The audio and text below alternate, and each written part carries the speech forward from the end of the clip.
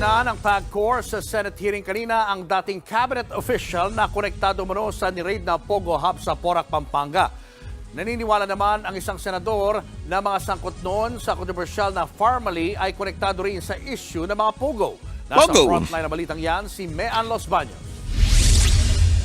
Humarap sa pagdinig ng Senate Committee on Women and Children si PAGCOR Chairman Alejandro Tenco. Pinatawag siya ng Senado matapos niyang sabihin nung nakarang linggo na may dating cabinet secretary na naglobby para sa ilang Pogo companies. Kwento ni Tenco, nakipagpulong sa kanya si dating Secretary Harry Roque noong July 2023. Kasama si Cassandra Leong na representative ng Pogo Company na Lucky South 99. Reklamo daw ni Ong ang paniningil sa kanila ng PAGCOR ng utang na umaabot sa $500,000. Paliwanag daw ni Ong, wala silang utang. Ito alam mo, ito kinukunik na naman nila kay Roque. Ito alam nyo kung bakit? To destroy the Dutertes. Ito kasi mapakalinaw ito. Sinasabi lang nila ito dahil gusto nilang i-connect ito. Alam naman natin si Roque, sinusuportan si Pangulong Duterte at isa ito sa mga matitinding bumanat sa gobyerno ni Marcos. Kaya itong kanilang ginagawa na naman ng istorya. Kita nyo to wala namang problema Tandaan nyo, sinasabi nung mga balita, opisyal ng gobyerno. Dating opisyal ng gobyerno na nilalabi. Ang dating pa talaga ay talagang nasa gobyerno pa siya. Ano naman, ito sabihin na nating totoo yung sinasabi nito mga ulul na to. Ano naman? Abogado siya. Ang abogado would represent anyone. Hindi kailangan na ito po ay mamili kung sino yung gusto. Guilty ba o hindi? Hindi. Trabaho nila. Abogado sila Abogado siya. At nangyari ito 2023. Hindi na opisyal si Roque. Okay? At ang isa pang malinaw dito, hindi naman po illegal yung ginagawa nila. Nagtataka nga po yung Chinese dyan kasi nagbabayad daw sa PAGCOR pero bandang huli siningil din sila. Ibig sabihin may kumatkong sa loob ng PAGCOR. Humingi lang ng tulong kay Roque kasi siguro kaibigan niya si Roque. Humingi ng tulong tapos may kakilala si Roque sa PAGCOR, kinausap yung PAGCOR, Sir, ito naloloko kasi may middleman na binayaran tapos tila tinakbo yung pera. Tanungin ko kayo, masama yun? Diba? Masama po ba yun? Na tumulong ka sa isang kapwa mo tao dahil niloko siya. Dahil nga may pumagitna kesa na binayaran ng diretso sa PAGCOR, kinatkong. Masama po ba yun? Kung tinulungan mo yung tao makalapit sa gobyerno? Wala. Pangalawa, may personal interest ba yun? Hindi naman na siya public official? Wala. Pangatlo, may kapangyarihan pa ba si Roque to influence PAGCOR? Lalong wala. Alam mo kung bakit? Oposisyon siya Oposisyon po siya. Paano niya sana kung kunwari, ang mga Duterte ang nasa gobyerno, ang nasa presidente si Duterte, tapos hindi man opisyal si Roque, lumapit siya. May tinulungan siya. Kasi nga, supporter siya ng pamahalaan. Pwede pang makulayan. Ito hindi naman Oposisyon ka nga Tumulong ka lang kasi kaibigan mo yon at tinulungan mo lang at sinabi mong, ay, naloko ito sabi ko nga sa inyo is there something wrong with that? Wala. Is Pogo illegal? Hindi. O anak kayo ng puta, anong ginagawa ninyo? Anong sinasabi nyo dyan Again hindi ko po sinasabi yung PAGCOR dito Yung PAGCOR, sinabi lang naman niya yung totoo. Totoo naman yung sinabi ng PAGCOR. Sabi pa nga ng PAGCOR nung tinanong sa kanya, binabraso ba siya ni Roque? Hindi naman daw. Sino nagpapalala nito? Hulaan nyo kung sino. Yung may virus. Dahil nagbabayad sila sa PAGCOR sa pamamagitan ng isang Dennis Cunanan. Kaso, naloko daw sila ni Cunanan at di Oh. pala binabayad ang pera nila sa O, naloko sila nung middleman na binabayaran nila supposedly sa PAGCOR. O, tama, mali. So, anong masama ngayon kung, kunwari may humingi ng tulong sa akin. Halimbawa lang, may humingi ng tulong sa akin. Tapos, may kilala ako sa gobyerno. Halimbawa, itong isang tao kilala ko sa gobyerno kasi nagsilbi rin ito kay Pangulong Duterte dati at medyo koneksyon ko. Ilalapit ko sa kanya, Ma'am, sir, may problema po itong isang kumpanya na kaibigan ko kasi niloko daw siya ng isa sa mga tauhan ninyo. Masama po ba yun? Hindi, tanungin ko kayo, masama po ba yun?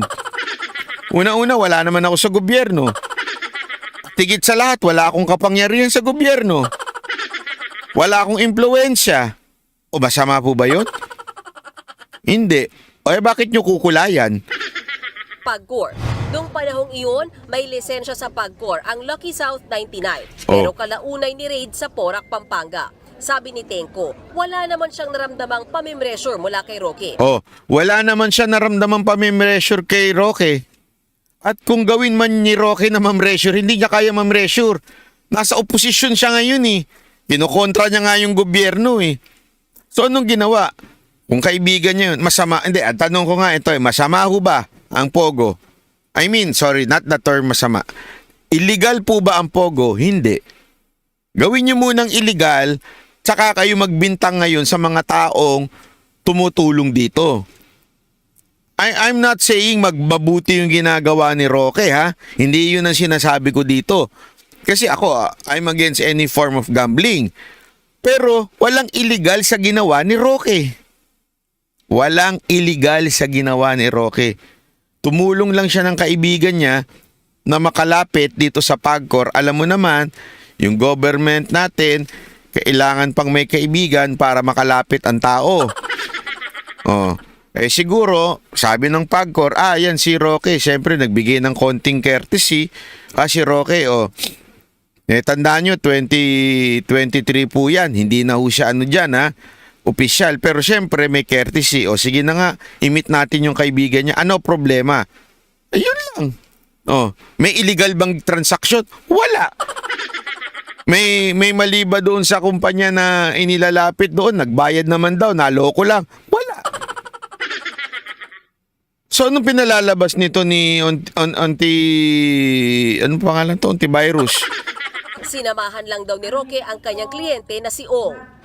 Wala namang, hindi siya nagsabi na dapat bigyan nyo ng permit, walang... Eto si Binay.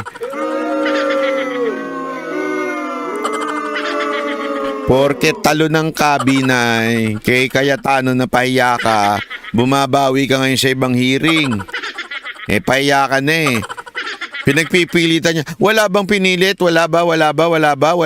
Aminin mo, meron, di ba? Meron. Walang ganung demand. As for me, ma'am, wala po talaga. Wala.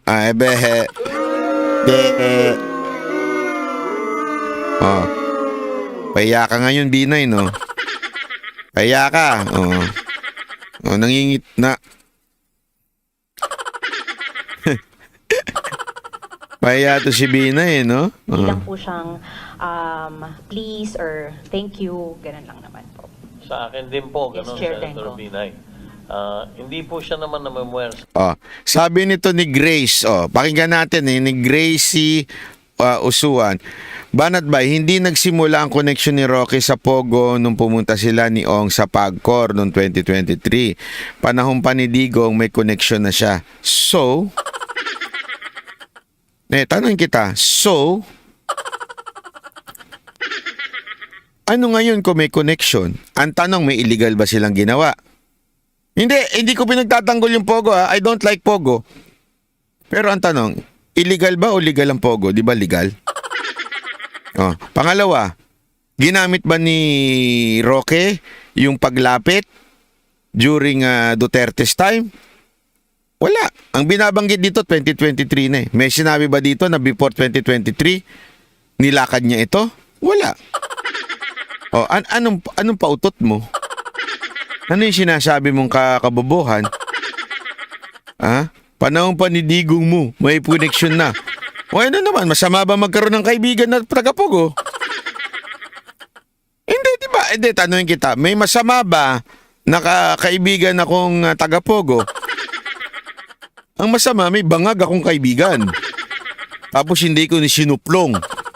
Kasi illegal ang bagiging bangag, nagtutulak ng droga, ganun. Hindi ko sinuplong, yun, masama yun. Pero yung legal naman, legal naman ang Pogo hanggang ngayon eh. Bago ka humirit, ha? Bago ka humirit, gawin mo munang illegal ang Pogo. Sino ba may sabing illegal ang ginawa ni Roque? Ang sinasabi ng PAGCOR ay si Roque ang umareglo para sa PAGCOR. Binago mo ang kwento. Umareglo? Karirinig mo lang, di ba? Ano sabi? Ako pa nagbago ng kwento. Eto nga, karirinig mo lang. Ano sagot? Wala namang kaming naramdaman na puwersa galing kay Roque.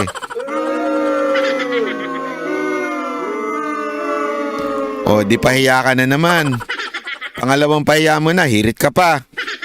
Pangalawang pahiya mo na yan. Di ba? Wala naman sinabing yung PAGCOR na, hindi, binraso kami. Pinilit kami ni Roque. Pinilit kami. At saka una-una hindi naman sinabing umareglo. Sumama nga daw siya. According sa news hindi ako nagsabi, according sa news. Bilang abogado. Abay, pambihira.